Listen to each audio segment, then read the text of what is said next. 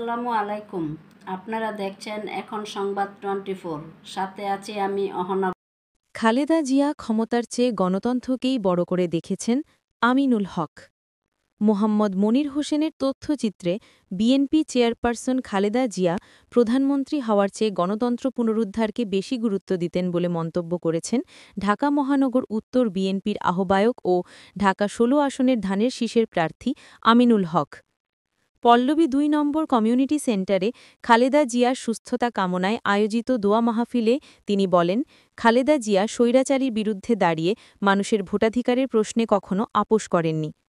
দোয়া মাহফিলে স্মৃতিচারণ করতে গিয়ে আমিনুল হক বলেন, একদিন বেগম খালেদা জিয়া আমাকে বলেছিলেন, আমি প্রধানমন্ত্রী হতে চাই না, আমি শুধু চাই বাংলাদেশে গণতন্ত্র ফিরে আসুক, স্বৈরাচার দূর হোক এবং দেশের মানুষ ভালো থাকুক।